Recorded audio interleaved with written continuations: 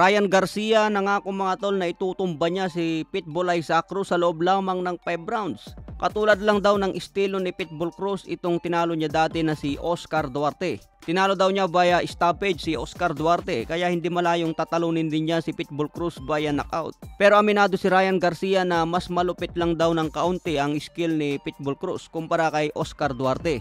Kaya prediksyon agad ni Ryan Garcia mga tol kung magtuos sila sa loob ng ring. Tatapusin daw niya si Pitbull Cruz sa loob lamang ng 5 rounds. Sabi nga ni Ryan, I would be just fighting a smaller version and perhaps a little bit better than Duarte.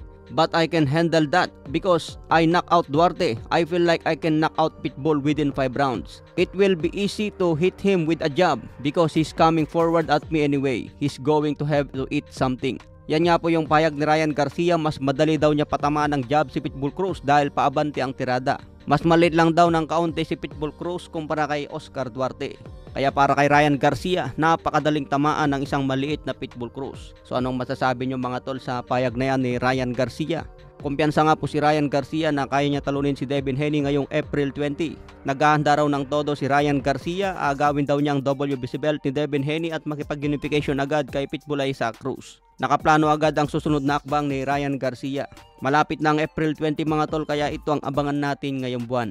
Pero kung matalo si Ryan Garcia kay Devin Haney, siguradong hindi na siya aasa na papalagan pa siya ni Pitbull Isaac Cruz. Depende na lang siguro kung magkano ang i-offer ni Oscar De La Hoya kay Pitbull Cruz para pumalag ito sa kanya. Kaya abangan muna natin ang bakbakan ngayong April 20. Sa iba pang balita, Kazuto Ioka versus Fernando Martinez reportedly now agreed in principle for a WBA and IBF Super Flyweight World Title Unification fight. Mangyayari ang laban sa darating na July sa Japan. Magandang bakbakan ito mga tol dahil unification ng WBA at IBF. Matatandaan na 2 beses tinalo ni Fernando Martinez ang ating kababayan na si Jerwin Ancajas.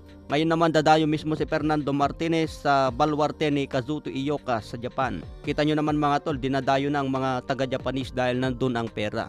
Ibig sabihin magandang venue ngayon ang Japan sa larangan ng boxing.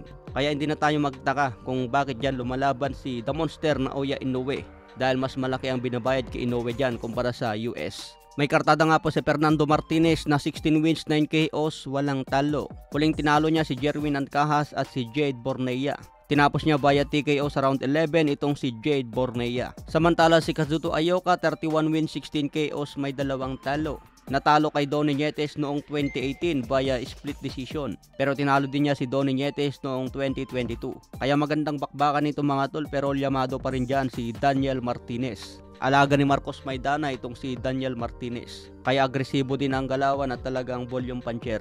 Kaya kung bibigyan ko ng prediction ito mga tol, mas pabor ako kay Fernando Daniel Martinez.